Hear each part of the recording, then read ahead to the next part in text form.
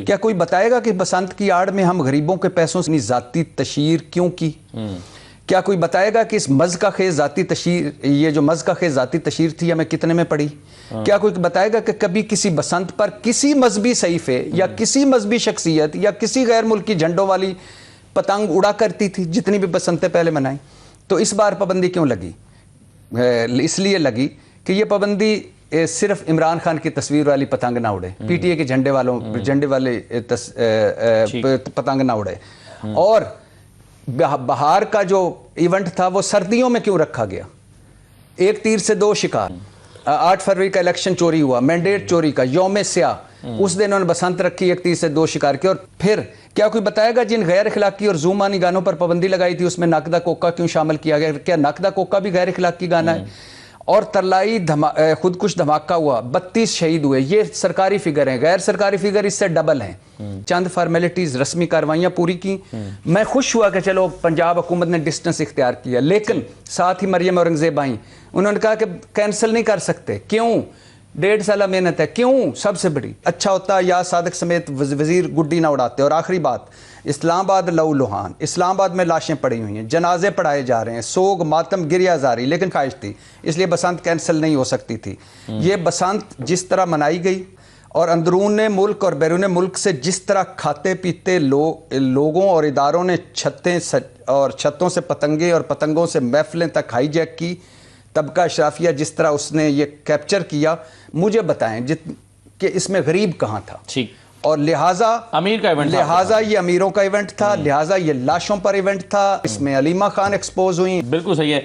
अब इसमें 2-3 सवाल हुज़ैफा साहब, इरशाद भट्टी साहब ने किए हैं।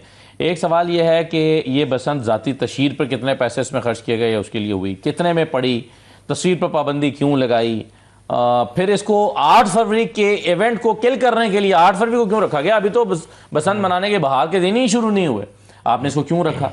नकदा कोका क्यों करें, पाबंदी क्यों लगाई? यानी इसमें क्या गवर्नमेंट भी खौफजदा थी कि इसको मैनेज करना है हमने और बसंत को हावी करना है एक सियासत से, एक जमात की? बिस्मिल्लाहिर्रहमानिर्रहीम, अस्सलाम वालेकुम नाज़रीन। आज इरशाद भट्टी ने तारीख रकम कर दी। आज लाइव शो में बसंत को लेकर इरशाद भट्टी ने मरियम नवाज की लाइव शो के अंदर हुज़ैफा रहमान के सामने बैंड बजा दी।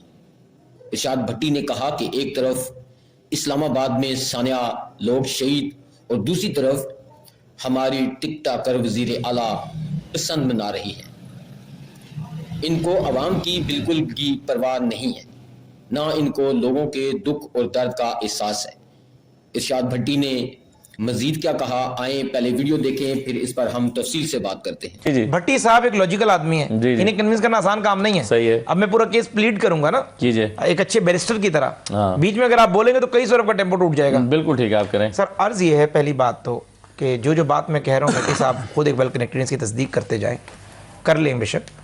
13 मार्च 2015 को मियां नवाज शरीफ साहब ने कमेटी बनवाई 16 रुकनी, जिसमें आपके इफ्तिखार अहमद साहब जैसे और भी काफ़ी लोग जो गए जर्नलिज्म से भी हैं, लेकिन ज़रा उनका एक एस्थेटिक सेंस भी लाहौर के हवाले से, उस कमेटी का हिस्सा थे।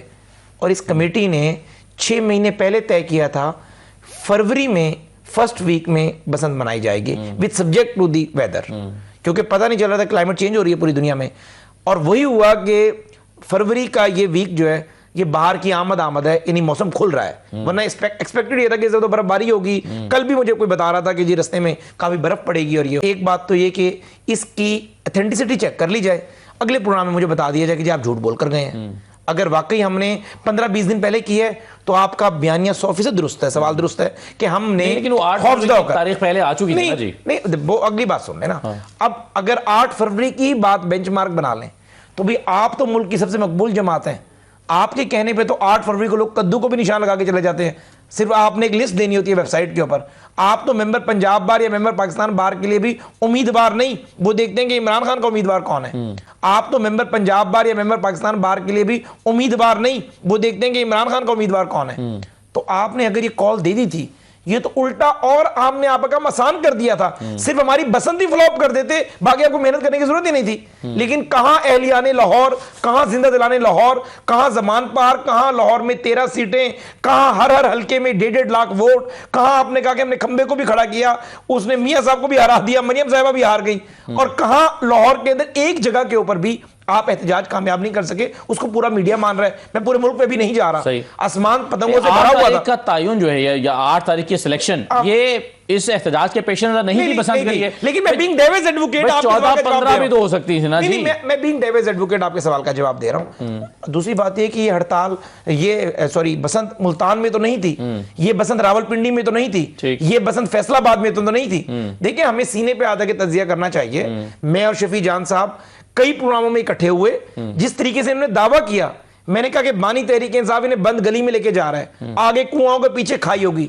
और मुझे अगर ये कॉल नाकाम हो गई, मुझे अफसोस होगा एज अ पॉलिटिकल वर्कर, क्योंकि जो बारगेन इन्होंने हमारे साथ मेज पे बैठ के करनी है, अपोजिशन और हुकूमत के जो मुज़ाकरात शुरू होने हैं 8 के बाद, उसमें जाहिर है इनकी पोजीशन कमजोर हो जाएगी। अगर ये डू और डाई वाला एहतजाज नाकाम हो गया, अगर ये एहतजाज हुकूमत को घुटने टेकने पे मजबूर नहीं कर सका, और आप पूरे मुल्क में हू का आलम नहीं कर सके, इस दफा तो आपने बंदे नहीं निकालने थे, इस दफा कॉल ये थी कि बंदे ना निकले। जान साहब एक सेकंड शफीउल्लाह जान साहब तबका अशराफिया यानी भाई हमारा अमीर है, देखें क्या खूबसूरत बाल बना के बैठा है, और इसका जो कोट है इस वक्त ये मेरे वर्कर आदमी है बेचारा, उसकी बेचारा बढ़ जाएगी। और जो इसका जो अमारत की कोई जरूरत नहीं है बाल बनाने की। नहीं आपको पता ही नहीं है, पेरिस से आता है इसका ये जो बालों में लगाने वाला। हाँ, और ये जो कोट है ये मेरे पूरे वार्डरोब से ज्यादा कीमती है। अच्छा। तो लिहाजा, और जो घड़ी अभी दिखा रहा है, ये घड़ी इसको पूछो कि किस ने पर्दा नशीन ने गिफ्ट की थी। अच्छा, सिर्फ 2 बातें करना चाहता, मैं बिल्कुल हुज़ैफा के साथ थे शामिल।